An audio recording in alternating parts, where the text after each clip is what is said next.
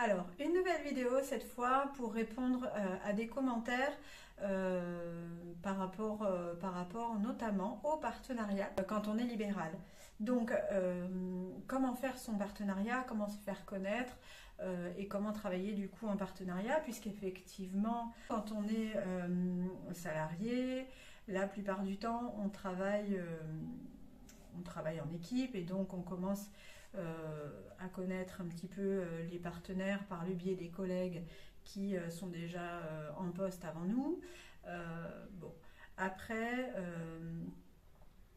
on peut aussi, dans un premier temps, commencer son partenariat avec les personnes ou les partenaires qu'on connaissait déjà avant dans un autre poste ou dans notre poste salarié.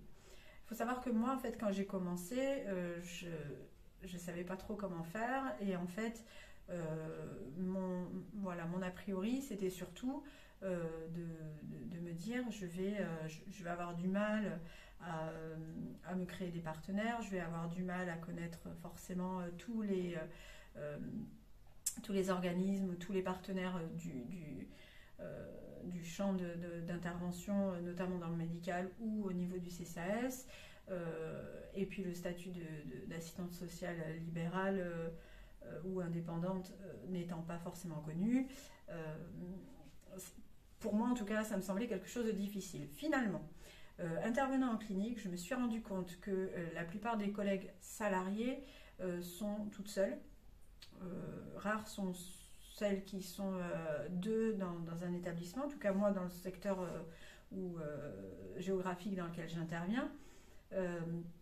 Donc en fait, je m'aperçois que vite fait, je ne suis pas toute seule à être seule dans mon poste. Bon, déjà ça m'a rassurée. Ensuite, du coup, il y a eu un collectif, un groupe de travail et un groupe d'entraide, justement des assistantes sociales qui sont en intervention dans des cliniques et qui travaillent seules et qui se sont regroupées pour justement ne pas être en difficulté et sans réponse face à des questionnements qu'on a. On n'a pas forcément les réponses à toutes les questions qui viennent à nous. Donc en fait, j'ai trouvé que cette initiative, alors si c'est pas fait dans votre département, je trouve que ça peut être sympa de faire un petit peu le tour des cliniques et de rencontrer les collègues, ou en tout cas soit par téléphone, soit physiquement, ce qui est moins facile, mais de créer en tout cas ce lien de partenariat avec les autres collègues, parce que déjà c'est une source d'information, c'est une source bon, ça rassure aussi dans les prises en charge qu'on peut avoir et qui sont un petit peu compliquées, et puis ça permet de vous faire connaître. Aussi, ça permet, moi ça a généré en fait pas mal de questions. Des collègues m'interrogeaient beaucoup en tout cas sur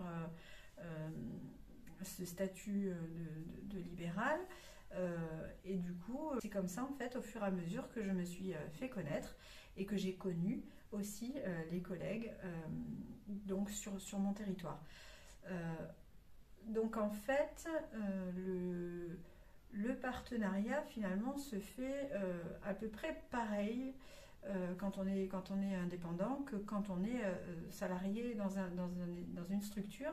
C'est qu'il faut pas hésiter en fait à prendre son téléphone, à appeler, à dire qu'on est nouvelle sur le territoire ou dans la structure, se faire connaître, se présenter. Voilà. Après, il faut quand même bien connaître son secteur géographique, les partenaires à cibler. Voilà. Après, ce qui a été peut-être plus une interrogation, c'est au niveau du département, mais du coup, maintenant je travaille beaucoup avec les assistantes sociales du département, notamment en faveur des personnes âgées, un peu moins au niveau des personnes de moins de 60 ans, mais ça c'est du fait de mon activité.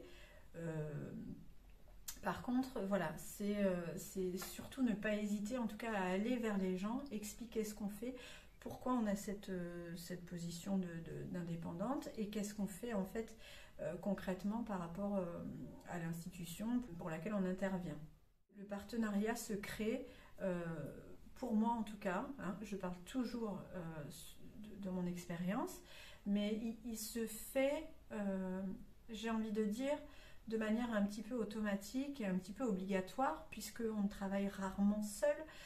On a toujours besoin d'informations auprès de la CARSAT, de la CPAM, de la CAF, voilà, des organismes déjà tels que ceux-là.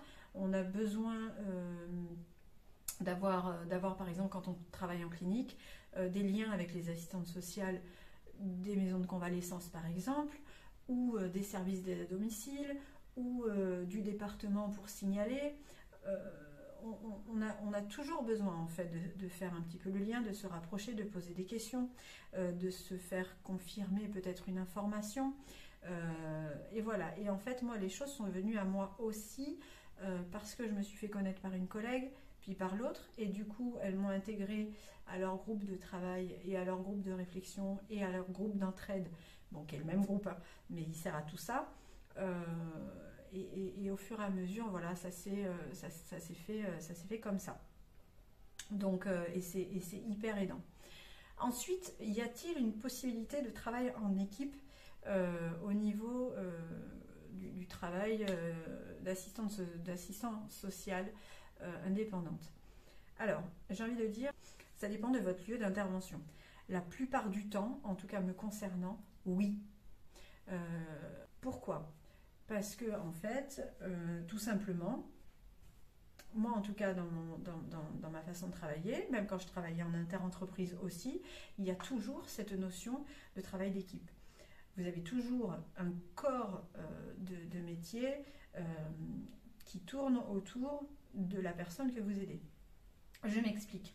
En clinique, vous allez voir un patient qui donc est pris en charge par les médecins, par les infirmières, voilà, et on vous sollicite pour, je ne sais pas, mettre des aides en place ou quoi que ce soit. Donc c'est le travail d'équipe, il est déjà là, il est déjà instauré en fait. C'est que vous travaillez en lien avec les cadres, avec les médecins, avec les infirmières. Vous leur demandez peut-être des fois des informations, vous leur demandez éventuellement de vous rendre un service en demandant de repousser la sortie parce que les aides ne sont pas possibles au jour J de la sortie, parce qu'il faut plutôt orienter en convalescence. Enfin voilà, c'est un travail d'équipe effectivement qui se crée. On travaille rarement seul en fait quand on intervient sur ce genre de structure. Je travaille en HAD et effectivement c'est un travail d'équipe parce que il faut travailler en lien avec la coordinatrice ou le coordinateur, enfin l'infirmier coordinatrice ou coordinateur, il faut travailler avec la secrétaire, il faut travailler avec la direction, il faut travailler, enfin voilà, on travaille avec les différents, avec le psychologue, enfin voilà, on travaille avec les différents corps de métier, et effectivement la prise en charge comme on l'a fait globale, on est obligé de travailler d'une manière globale avec toutes les personnes qui prennent en charge la personne qu'on accompagne. Donc oui, pour moi, il y a un travail en équipe. Le fait est que ma façon de travailler à moi, c'est que je suis peut-être présente qu'une demi-journée ou une journée entière dans la semaine, mais je suis joignable par les équipes toute la semaine. Voilà. De manière à ce que la prise en charge soit fluide pour les équipes, qu'ils ne soient pas bloqués par rapport à une question qu'ils voudraient me poser, par rapport à une prise en charge, une mise en place d'un dispositif, tout ça. Voilà. Donc pour moi, oui, on peut mettre en place un réseau de partenariats et il est nécessaire, mais je pense qu'il n'est pas plus compliqué que quand on prend un poste salarié, voilà, et qu'on est nouveau sur le secteur. Donc en fait c'est vraiment de la communication qu'il faut faire, mais comme on fait pour une prise de poste salarié, il faut le faire aussi voilà, quand on est libéral, il faut juste savoir expliquer sa position en tant qu'indépendante en fait. Voilà, il faut juste expliquer ce qu'on fait, pourquoi on le fait. Ça, il faut savoir l'expliquer. Et après, le partenariat, il s'enclenche facilement. Et le travail d'équipe existe, et heureusement. Et il faut le maintenir quand on est indépendant. Ça évite de travailler seul. Chose qu'on ne sait pas faire, en tout cas de ma position, chose qu'on ne sait pas faire quand on est assistant ou assistante de service social. J'espère que cette vidéo vous aura aidé et je vous souhaite une bonne journée.